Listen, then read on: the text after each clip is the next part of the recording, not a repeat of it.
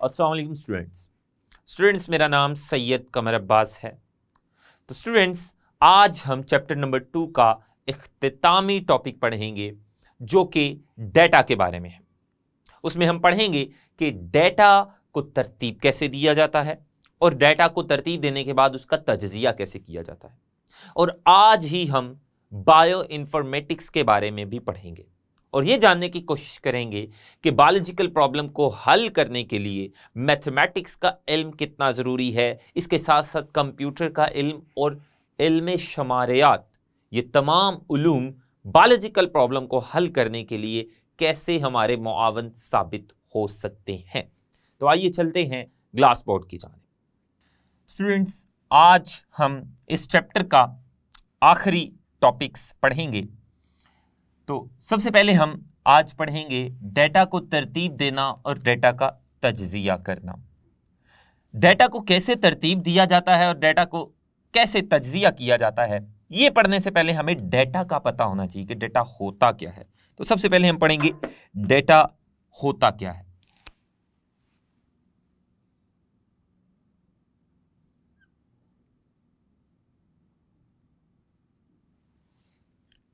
Data क्या है?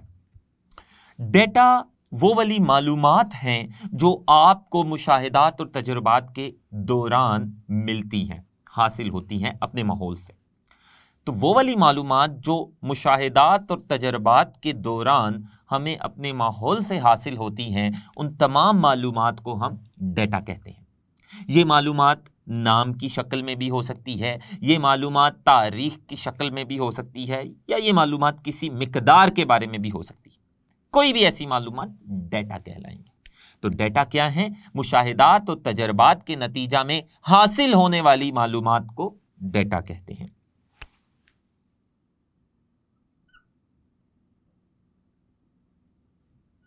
मुशाहिदात और तजर्बात के जरिए हासिल होने वाली मालूमात को हम डेटा कहेंगे।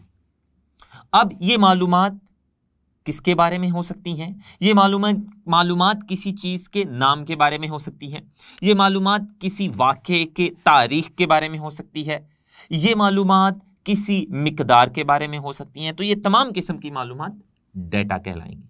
तो इन मालूमात में क्या आ जाता है? इन मालूमात में किसी चीज़ का नाम आ सकता है, इन मालूमात में किसी चीज़ या किसी वाक़या की तारीख आ सकती है, या फिर इन मालूमात में मिकदारें भी हो सकती है, किसी चीज़ की मिकदार के बारे में मालूमात।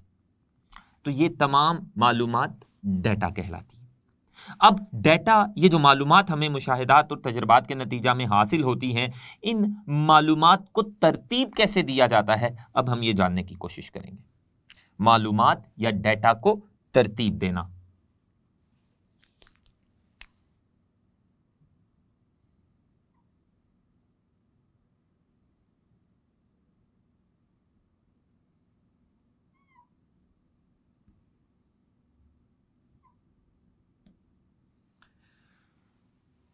डेटा को तरतीब देना और वो जो डेटा हमें मुशाहिदात और तजर्बात से मिला है, उन डेटा को तरतीब देने के साथ साथ उनका तजज़िया करना, ये बायोलॉजिकल मेथड का बहुत अहम हिस्सा है।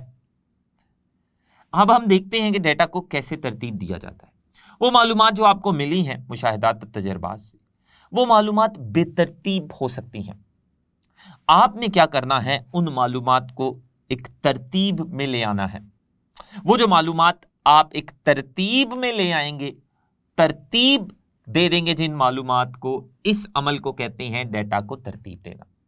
डेटा को तरतीब मुख्तलिफ शक्लों में दिया जा सकता है। जब हम डेटा को तरतीब देते हैं, वो जो मालूमात हमें मिली हैं उनको एक तरतीब से लिखते हैं, तो वो डेटा एक शक्ल इख्तियार कर लेता है।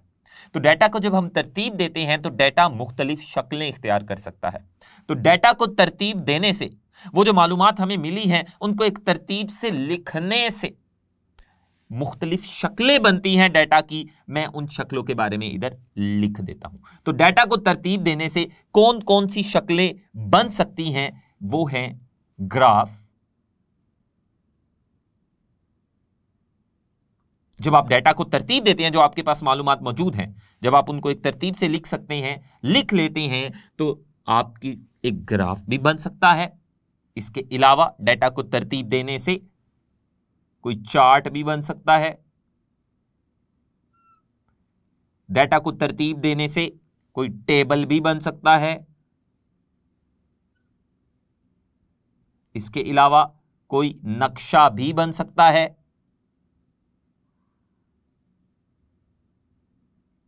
तो ये डाटा को तरतीब देने से जो मुख्तलिफ शक्लें बनती है, ये वो है ग्राफ, चार्ट, टेबल या नक्शा। ये तमाम शक्लें तब बनेंगी जब आप अपने डाटा को तरतीब देंगे। और डाटा क्या है उसके बारे में हम पढ़ चुके हैं। ये आपको मुख्तसर सवाल पूछा जा सकता है कि आप अपने डाटा को कैसे तरतीब देंगे।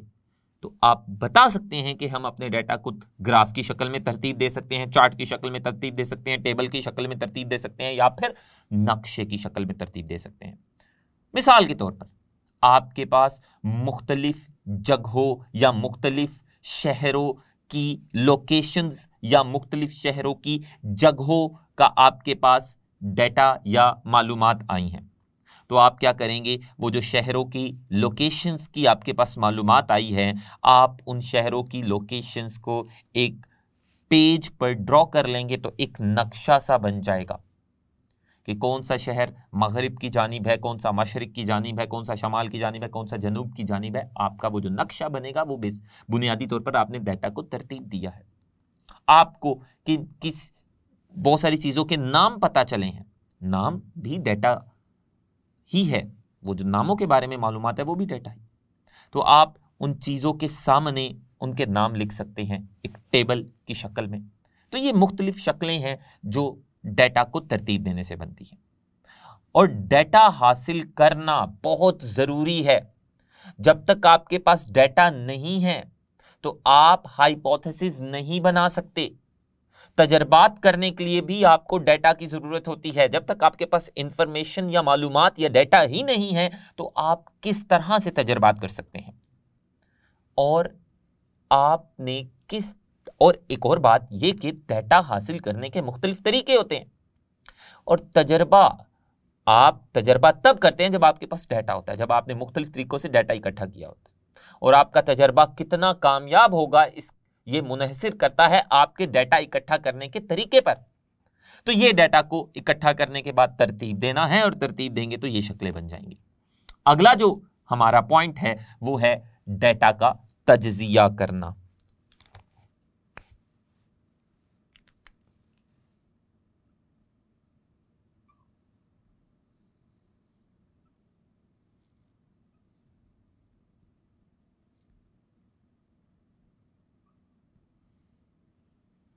डाटा का तज्जिया करने का क्या मतलब है? वो जो आपको डाटा मिला है, तजर्बात के दौरान, मुशाहिदात के दौरान आपने जो डाटा इकट्ठा किया है उसका तज्जिया करना है। अब तज्जिया करने का क्या मतलब है? उस डाटा की जांच पड़ताल करनी है, उस डाटा की हकीकत जाननी है हमने। तो डाटा का तज्जिया करने के लिए हमें शुमारियाती तरीकों का इस्तेमाल करना पड़ता है। दो शुमारियाती तरीके, दो स्टैटिस्टिकल वेज हम इस्तेमाल करते हैं। शुमारियाती तरीके शुमारियात ये साइंस की एक शाख है। ये एक ऐसी शाख है जिसमें हम डेटा के बारे में पढ़ते हैं। तो शुमारियाती तरीके या स्टैटिस्टिकल वेज, ये दो तरीके हम पढ़ेंगे जिन तरीकों से हम अपने डाटा का तज्जिया करेंगे। वो दो तरीके कुछ यूं हैं। पहला तरीका है तनासुब, और डाटा को तज्जिया करने का जो दूसरा शुमारियाती तरीका है वो है प्रोपोर्शन।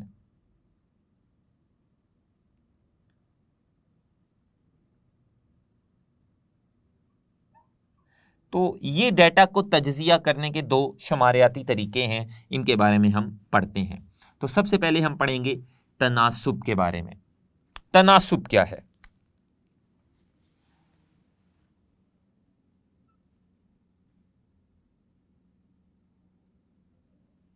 तनासुब क्या है?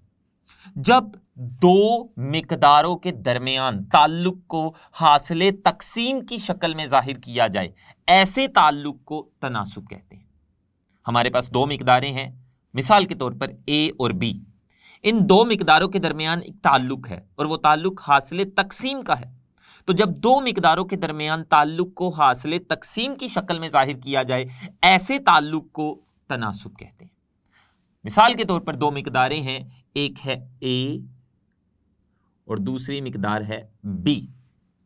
जब इन दोनों मिकदारों के दरमियान एक ताल्लुक कायम कर देंगे और वो ताल्लुक तकसीम का हो, तो वो ताल्लुक क्या कहलाएगा? तनासुब कहलाएगा। तो इन दोनों मिकदारों के दरमियान हमने एक ताल्लुक कायम कर दिया और वो ताल्लुक है ए तकसीम बी। तो ये जो दो मिकदारों के दरमियान हासिले तकसीम का ताल्लुक है, ये दो मिकदारों के दरमियान हासिले तकसीम का ताल्लुक तनासुब कहलाता है। और तनासुब को हम जाहिर करते हैं कुछ इस तरह से। दो मिकदारें जिनके दरमियान तनासुब है, उनके दरमियान कॉलन की अलामत लगा देंगे हम। ये आप देख सकते हैं, दो डॉट्स ऊपर नीचे, इसे कहते हैं कॉलन। तो दो मिकदारें जिनके दरमियान तनासुब है, उनके दरमियान हम कॉलन की अलामत लगाएंगे, तो जिससे ये जाहिर होगा इन दो मिकदारों के आपस में ताल्लुक है। और कौन सा ताल्लुक है? हासिले तकसीम का, जिसे हम तनासुब कहते हैं। तो तनासुब क्या है? अगर हम उसकी तारीफ करना चाहे, वो कुछ इस तरह से होगी। कोई सी भी दो मिकदारों के दरमियान हासिले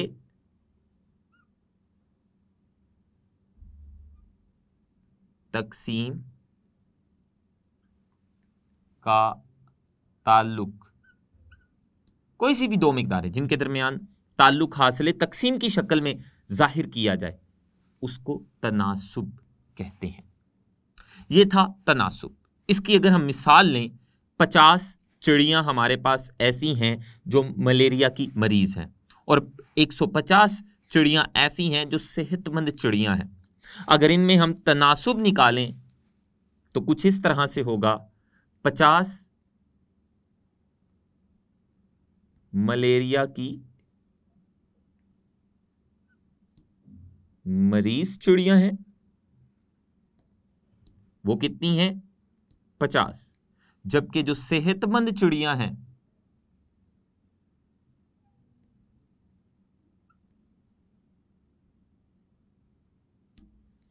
वो हैं 150।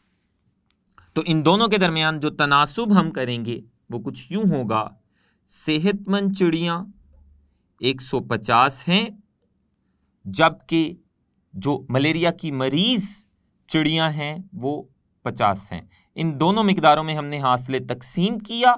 जब 150 को 50 से तकसीम करेंगे तो जो हमारे पास जवाब आएगा वो होगा 3 हासिले तकसीम 1, और इसकी रेशो कुछ इस तरह से बनेगी, 3 तनासुब 1, 3 तनासुब 1। तो ये 3 जो है ये सेहतमंद चिड़िया की मिकदार है और 1 जो है ये मलेरिया की मरीज चिड़िया की मिकदार है। तो ये था तनासुब। आगे जो हम पढ़ेंगे वो है प्रोपोर्शन। प्रोपोर्शन क्या है?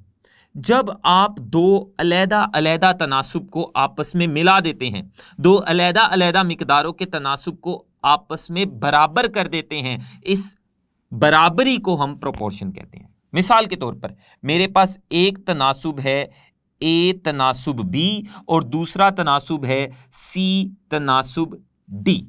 जब इन दो अलैदा अलैदा तनासुब को मैं बराबर कर दूंगा, मिला दूंगा, तो इस बराबरी को, दो अलैदा अलैदा तनासुब के मिलाने को, इनको एक दूसरे से बराबर करने को हम प्रोपोर्शन कहते हैं। प्रोपोर्शन की जो अलामत है वो एक बराबरी की अलामत है। दूसरा प्रोपोर्शन को हम एक और तरीके से जाहिर कर सकते हैं, वो है A/B और इनके दरमियान 4 नुक्ते या डॉट्स लगा देने हैं। तो ये 2 अलग-अलग तनासुब है और इनके दरमियान ये जो अलामत है 4 डॉट्स वाली, ये प्रोपोर्शन को जाहिर कर रही है। इसकी जगह हम बराबरी की अलामत भी लगा सकते हैं। तो 2 अलग-अलग मिकदारों के तनासुब जब बराबर हो जाएं, उनको जब हम मिला दें तो इस बराबरी को हम प्रोपोर्शन कहते हैं। तो प्रोपोर्शन में कुल 4 मिकदारें होती हैं और 2 तनासुब होते हैं जो एक दूसरे के बराबर होते हैं, और मिकदारें कुल 4 होती हैं। तो प्रोपोर्शन में जो 4 मिकदारें होती हैं, अगर उनमें से 3 मिकदारों की कीमत या वैल्यू हमें पता हो तो चौथी मिकदार की कीमत या वैल्यू हम खुद मालूम कर सकते हैं। मिसाल के तौर पर पहले तजर्बे में 20 जो चिड़ियां थी, 20 चिड़ियों को मुतासरा मच्छरों से कटवाया गया। उनमें से 14 चिड़ियों को क्या हो गया? मलेरिया हो गया। तो वो जो 14 चिड़ियां थी जिन्हें मलेरिया हुआ था, उसकी हम वैल्यू C की जगह हम उसकी वैल्यू पुट कर देते हैं, और वो वाली चिड़ियां जो कुल चिड़ियां थी, जिन कुल चिड़ियों को हमने मुतासरा मच्छरों से कटवाया था, वो थी 20। ये था पहला तजर्बा। और बाद में दूसरे वाले तजर्बे में कुल 100 चिड़ियां थी। उन 100 चिड़ियों को मुतासरा मच्छरों से कटवाया, लेकिन अब हमें पता नहीं है कि उन 100 चिड़ियों में से कितनी चिड़ियां मलेरिया का शिकार हुई। तो ये हम मालूम कर सकते हैं प्रोपोर्शन के जरिए। इसको हम कैसे मालूम करेंगे? इसको मालूम करने के लिए क्रॉस मल्टीप्लिकेशन होगी।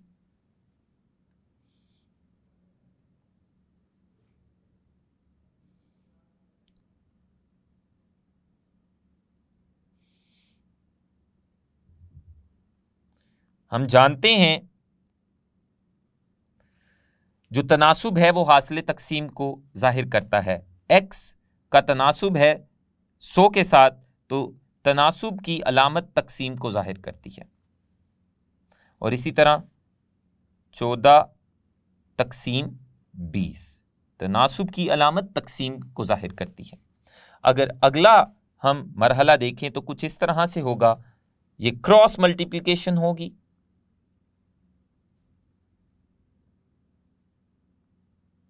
x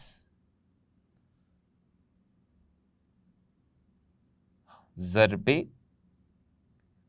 20 ये बराबर होगा 100 ज़रबे 14। अब 20 उधर 100 से जाकर तकसीम हो जाएगा अगले मरहले में,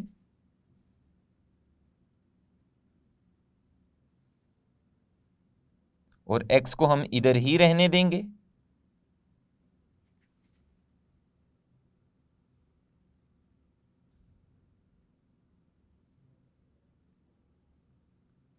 और इसका हमारे पास जो आंसर आएगा वो होगा 70। तो इस तरह हमने x की कीमत मालूम कर ली प्रोपोर्शन के जरिए। और प्रोपोर्शन क्या है वो हम जान चुके हैं, 2 अलग-अलग तनासुब को बराबर कर देना, मिला देना। तो ये था प्रोपोर्शन। आज का जो हमारा आखिरी टॉपिक है वो है मैथमेटिक्स, साइंटिफिक प्रोसेस का अहम जुज़्व। जो मैथमेटिक्स है ये साइंटिफिक प्रोसेस का बहुत अहम जुज़्व है। अगर आप साइंटिफिक प्रोसेस को अच्छे से समझना चाहते हैं, अगर आप बायोलॉजिकल प्रॉब्लम को, अगर किसी भी बायोलॉजिकल प्रॉब्लम को आप हल करना चाहते हैं, तो आपके पास इसके लिए मैथमेटिक्स का इल्म होना बहुत जरूरी है। अगर आपके पास मैथमेटिक्स का इल्म नहीं है तो आप बायोलॉजिकल प्रॉब्लम को हल नहीं कर सकते। बहुत सारी बायोलॉजिकल प्रॉब्लम्स ऐसी हैं जिनको हल करने के लिए हमारे पास मैथमेटिक्स का इल्म होना चाहिए। वो कौन सी बायोलॉजिकल प्रॉब्लम्स हैं जिनको हल करने के लिए, वो कौन से सवाल हैं जानदारों के बारे में जिनका जवाब ढूंढने के लिए हमारे पास मैथमेटिक्स का इल्म होना चाहिए। वैसे तो ऐसी बहुत सारी बायोलॉजिकल प्रॉब्लम्स हैं जिनको हल करने के लिए हमें मैथमेटिक्स का इल्म होना चाहिए, लेकिन कुछ बायोलॉजिकल प्रॉब्लम्स को हम इधर लिख लेते हैं जिन बायोलॉजिकल प्रॉब्लम्स को हल करने के लिए हमारे पास मैथमेटिक्स का इल्म होना चाहिए। जैसा कि एक बायोलॉजिकल प्रॉब्लम है जीन्स की तलाश।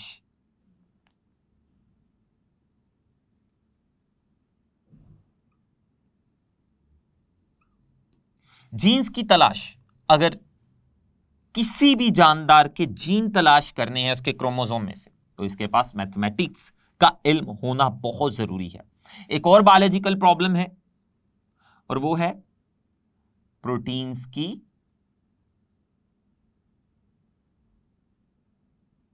साख्त।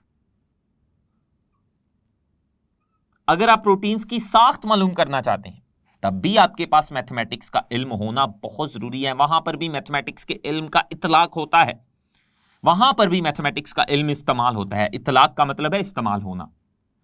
इसके अलावा अगर आप इर्तिका का दौरानिया मालूम करना चाहते हैं, यह भी एक बायोलॉजिकल प्रॉब्लम है, यह भी जानदार के बारे में सवाल है। इर्तिका का दौरानिया, तो इर्तिका का दौरानिया मालूम करने के लिए भी आपके पास मैथमेटिक्स का इल्म होना चाहिए। एक आखिरी तारीफ पढ़कर इस चैप्टर का इख्तिताम करेंगे और वो है बायो इन्फॉर्मेटिक्स।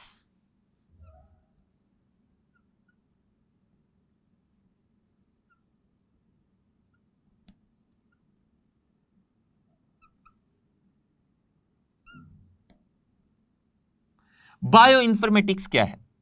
अगर आप बायोलॉजिकल प्रॉब्लम को हल करना चाहते हैं तो बायोलॉजिकल प्रॉब्लम को हल करने के लिए हमें मैथमेटिक्स के साथ साथ कंप्यूटर का भी सहारा लेना पड़ता है और शुमारियाती तरीकों का भी सहारा लेना पड़ता है। शुमारियाती तरीके यानी स्टैटिस्टिकल वेज। तो अगर बायोलॉजिकल प्रॉब्लम को हल करने के लिए हम कंप्यूटेशनल और शुमारियाती तरीकों का इस्तेमाल करें तो इस अमल को कहते हैं बायो इन्फॉर्मेटिक्स।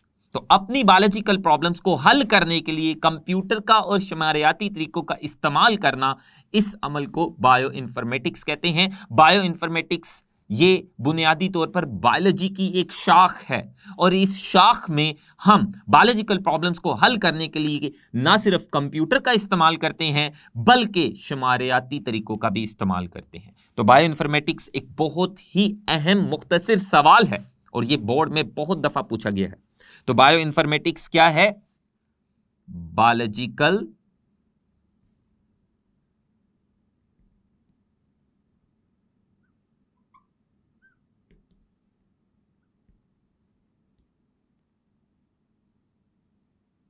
प्रॉब्लम को हल करने के लिए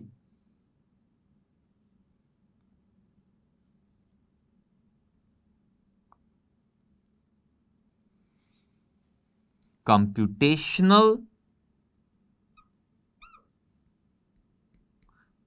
और शुमारियाती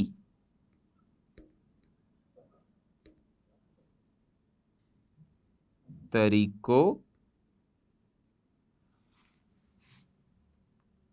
का इस्तेमाल बायो इन्फॉर्मेटिक्स कहलाता है। तो बायो इन्फॉर्मेटिक्स क्या है ये आपने अच्छे से जान लिया होगा। यानी बायोलॉजिकल प्रॉब्लम्स को हल करने के लिए ना सिर्फ मैथमेटिक्स का इल्म होना चाहिए बल्कि कंप्यूटर का इल्म भी होना चाहिए और साथ साथ शुमारियाती इल्म भी होना चाहिए, स्टैटिस्टिकल नॉलेज भी होना बहुत जरूरी है।